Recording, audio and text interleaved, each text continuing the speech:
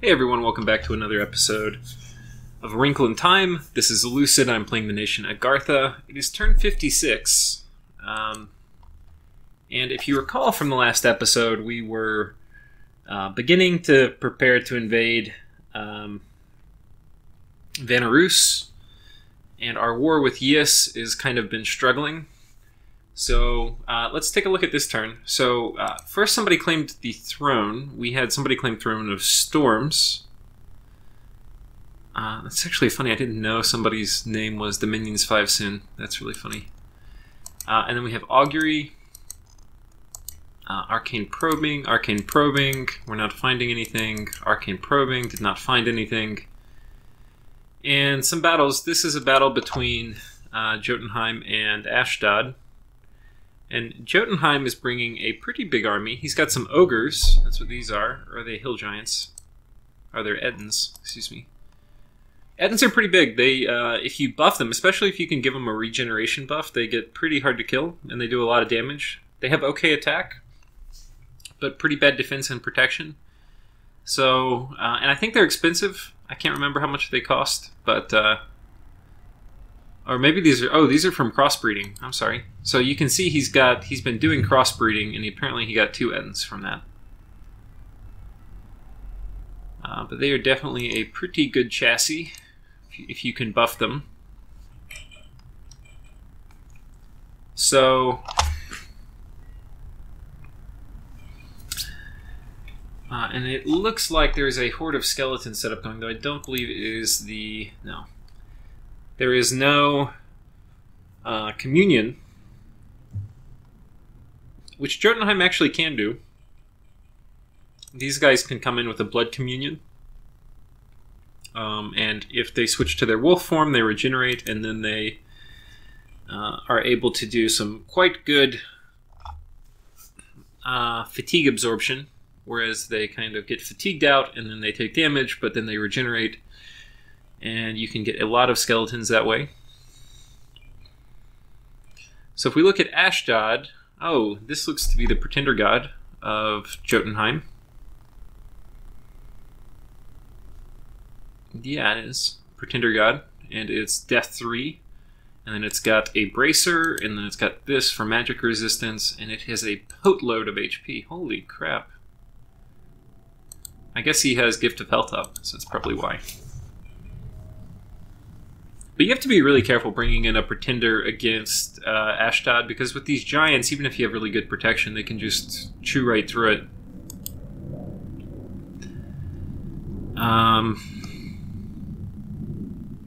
But he does have a big army, so it will take a while to focus this guy down. And while these guys are blessed defensively, they're not particularly high damage output. They do have high attack and high damage. Let's see, what does this guy have? Decent defense. Yeah, these guys should still be hitting pretty damn reliably. And he doesn't have that much protection. He may have Soul Vortex up, I can't quite tell. Yeah, he has Soul Vortex up, so he will actually be quite hard to kill. He's at 774. Somebody shrank him, which is kind of cute. So that will increase his defense some.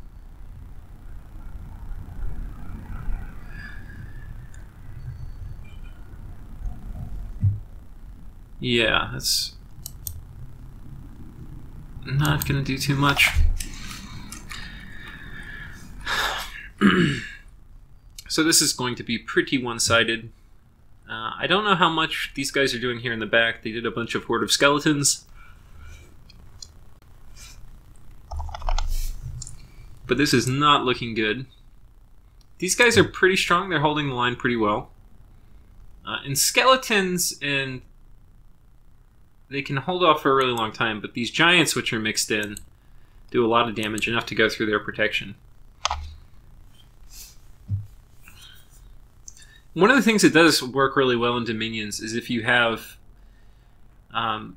let's say, high-value troops or high-attack troops, troops that can do a lot of damage, which these giants are, and you have them mixed in with other troops that are going to absorb damage. Like in this case, you can see there's two of these Veti in a square with the giant. That's going to help keep the giant alive. Because giants are size 4 is one of the worst sizes. Because it's the smallest size unit where you can only fit one of those particular kinds of units per square. But what you can do is all of the undead are generally size 2, and you can have up to size 6 in one square, so 4 plus 2 equals 6. So what you'll see is the undead will filter through the giants.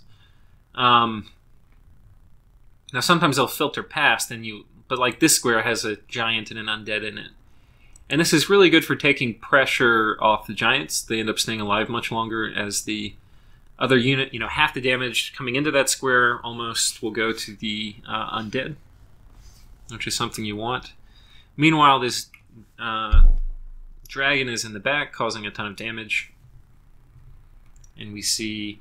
This was a big army from Ashdod. I don't have great scouting of all his lands, but this was probably his biggest army. If we want to look at things he could have done better, let's come back here. But like this guy, you put an Axe of Hate on him, but he didn't have him really doing anything with it. If this Axe of Hate guy was attacking the dragon probably would have died. But that guy might have died too, but, So let's look at the spells again. They went up. Body Ethereal, Fire Shield. Nothing really impressive coming up so far. Soul Vortex, there we saw it. Oh, I saw Life After Death, so things that die here are going to get reborn. We have Rigor Mortis. I don't know who put that up. Okay, these guys put up Rigor Mortis. Hellbind Heart. What is Ashdod putting up? Really, so far, nothing. Yeah, so... nothing really. So we're pretty... If you think about this game, we're pretty far into mid... We're in late mid-game. So late mid-game, if you're not buffing your armies with spells, you're going to lose. So while there's some mage support here, the mage support's not really doing anything. And if you think about it, you're playing Ashdod, you have these super elite troops. You want them doing useful things. Like these guys should have fire arrows on them. Flaming arrows. He brought a a fire 4 guy. Where are the other mages? We have some dudes to bless, which is not super helpful. This is one of the super elites, the Ditanu. They don't have super high pass, but they're awesome. They have built-in fear, built-in ethereal. I think he cast Fire Shield. But yeah, they're super good if you kit them out.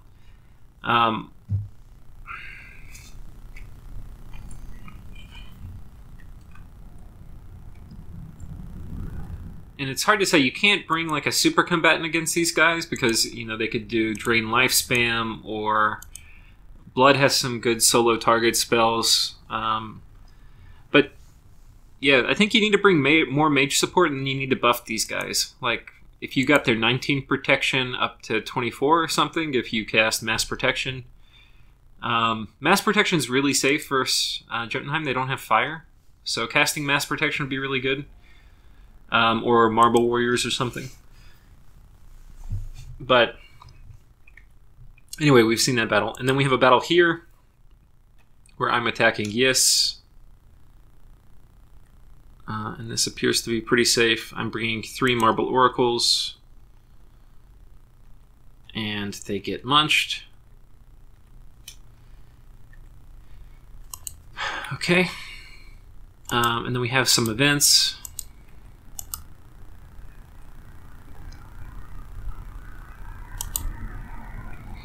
So the Oathbounds were attacking me here. So I haven't started attacking Vanarus yet, but it's about time. I want to take this fort. I want to take Yes, but I want to take this fort first. And basically what we're going to do right now is all of these guys are going to move up here, and I'm hoping to kind of like bait out an attack. And then these guys are going to come attack. I'm going to have one of these guys attack here. And hopefully clear out the PD on top of this, so that next turn I could potentially move my whole army here, or I could potentially attack his throne. He won't know which one. So that's the plan. These troops here, they're hanging tight. Eventually, I will probably have them attack Vanarus, but they're in kind of a staging position, not directly on the border. We are getting more troops here. They will be moving out up into the Vanarus area. We're going to take this fort and then raid a bunch of the lands and eventually take his capital. This will probably be our first major objective in the Vanarus War. Let's take a quick look at the globals. I've got Earthblood, Depot up in Stellar Focus. Jotunheim has Mother Oak, Gift of Health, and Eternal Pyre. So he's probably getting more gems per turn than I am. But I'm getting Death Gems, which are pretty valuable. But I'm not. My best use for them right now is Liches, most likely, which is not the best. We're moving this guy in too. Okay, so that's basically it. Not too much troop movement this turn. I'm going to go ahead and pull up the next turn. Turn 57. And actually, I don't know if you've noticed, the turn list is probably much longer than in the last episode. Probably a month or more has passed since I recorded the last episode, and since then the game has ended. So I won't tell you what happens, but we will find out. So wait, what was the site we found? I think we found a gorge. Oh, no, we didn't. We found a maze, which is really good. 2 pearls. And we cast Augury. We did not find anything. We have a battle here with Yis. So Yis is taking... There's a throne up here. He has a bunch of sylphs and a bunch of his Movark knights. Okay. We have a battle here. This is where I'm attacking with one dude on top of his fort. And he doesn't have any defense, so these guys are going to get squished by my Oracle. Wait, how did I route? Oh, wait, was he set up? We're going to go back and check. So I just threw away an Oracle, I think, which is extremely annoying. This guy may have been set up to retreat. Maybe I was just pinging it. Oh yeah, I did Blessing Hold Retreat. So I didn't know this, but apparently mindless units can't retreat as leaders. And there's not many mindless leaders, so it's not something that you would find out very often. But I thought, oh, I'll ping it with this dude. And maybe because it's a good guy, he'll, it's a thug. It will trigger gem usage. But instead, if you have a mindless commander and you set them to to retreat, they don't retreat off the battlefield, they just dissolve. Which is kind of ridiculous, if you ask me. But... and that's how the game works. So we have our big army here. We kind of want to go take Yis's capital because that will knock out the Movark Knight production, which is what's going to drive a dominant presence on land. He will still be able to do Gift of Heaven, Communion spam, but it will kill the Knights, which will be quite nice. So I do want to take this. Basically the plan here, we're doing Divine Blessing. We're doing some quickness casting, Frostfin, Shark Attack, which is going to give us lots of Shark Chaff. And I don't think, can we do... Okay, we should be putting Astral Tempest up, but we're not. And we have the gear too. I think I don't want to kill my own units, but this is probably a mistake. We'll see. Anyway, we're moving on top of here. We're getting more of our statues here. So we're casting Hall of Statues twice. And that's so that he can't kind of backdoor and run all down the river. And we're bringing in... We're starting to move these troops back out. We've got these guys moving. We've got these guys moving. And once these troops get up here, we're going to push into Vanarus. That is the plan. In terms of spell casting... I think we're getting... Are we getting more liches? Not super clear. We're kind of letting our money pile up. We're getting another golem, though.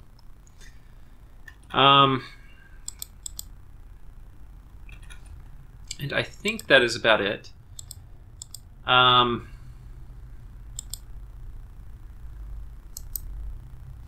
We're going to be taking this healer into our capital, and the reason is I want to see if we can heal the afflictions off this guy. Yeah, so that's going to be the plan. He does have recuperation, but recuperation does not work on afflictions that you get from old age. So that's quite unfortunate. This was actually a change, I think, with Worthy Heroes mod.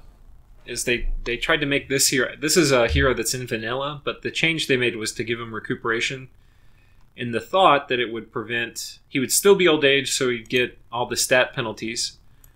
But he would not get afflictions. That, however, doesn't work. So anyway, we're bringing a healer in, and then he will be able to heal this dude, which would be kind of nice. This guy's pretty cool. So that's it for this turn. I'm going to kind of go through them a little quickly, because until I get to war with Vanarus, not too much is going to happen each turn. We have a message from Ashdod. So he's asking for things. I can't remember if I sent him anything. No, I didn't. We've cast Augury. We cast Golem Construction, Living Mercury. There's a battle in Yes, so we move our army on top, and we just killed PD.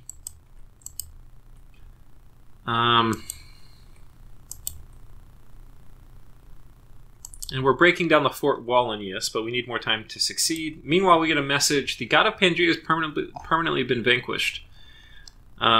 So I think this was Yes up here taking the last of his forts.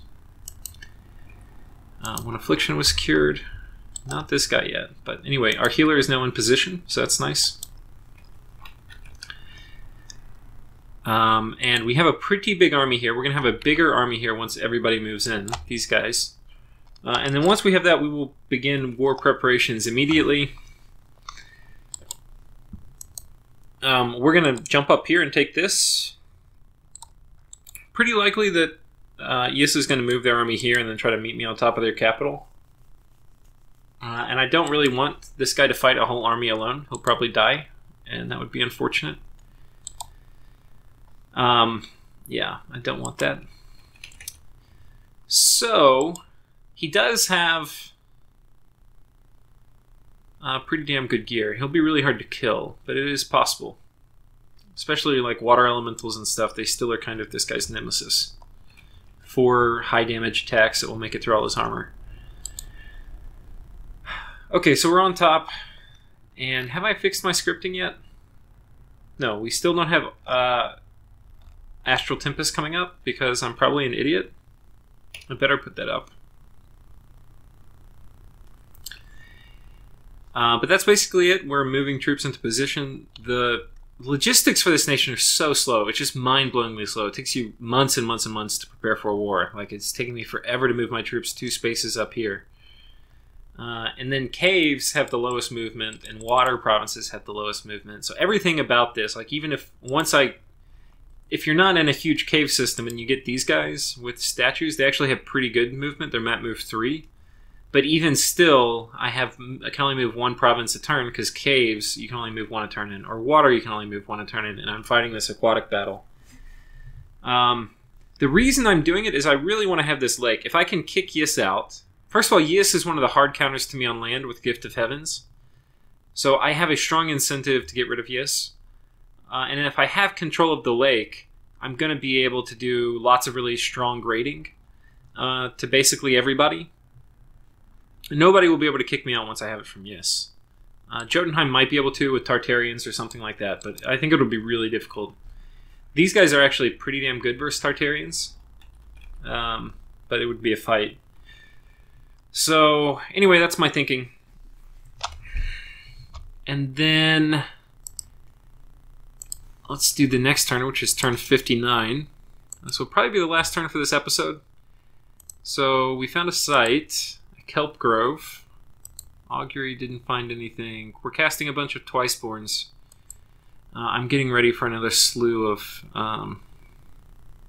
basically a suicide ritual. Okay, this is Yis up top taking a throne. Okay, Yis is attacking us here, kind of as we predicted. And he's got a lot of dudes. So, a bunch of these sorceresses. They have a wide variety of gems. They would definitely kill my Oracle if I left him behind. So it's a good thing we got him out of there. We see Legions of Steel, Iron Skin, Divine Blessing, Quickness, Orb Lightning. Yeah, this would not be good for my Marble Oracle. We're definitely glad we got him out of there.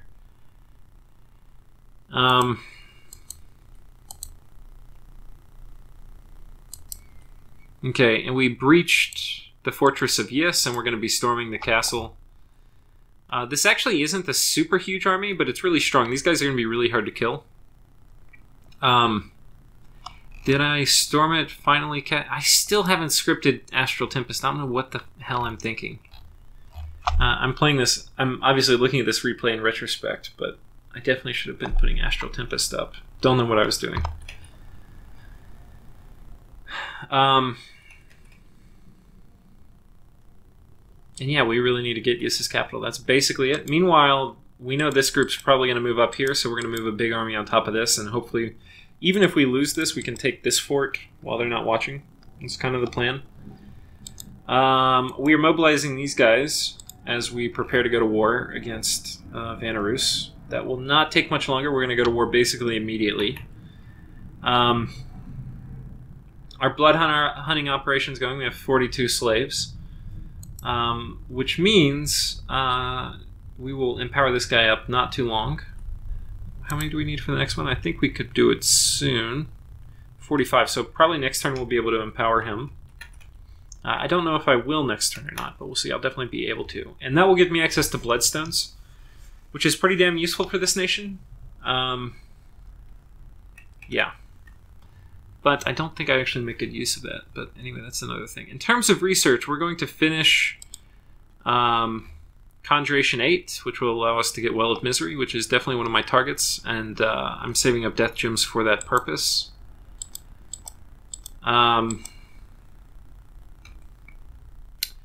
And what else? Well, let's check out our research. After that, we're probably going to run up Alteration, get... Bone Grinding is actually really good. It says it's only 3 damage, but you get a dice roll after that, and it's armor negating. So a few of these actually can kill an army. And if I have a bunch of liches, you can definitely spam that. So that is one of the things we're trying to get. And then for Earth, we get Marble Warriors, which is situationally good. It's really good on Umbrals, which I can cast. Same thing with Ground Army is really good, as well as especially Versius, who has good air magic, or decent air magic, and then Army of Golden Lead are situationally good. It's not as great on my guys, since my guys have high base natural protection, so I only get like a +3 instead of more. So, but anyway, +3 is not bad. So that's basically it. We're going to be rolling the dice, and next episode you will see how successful we were in rolling them. Thanks everyone for watching.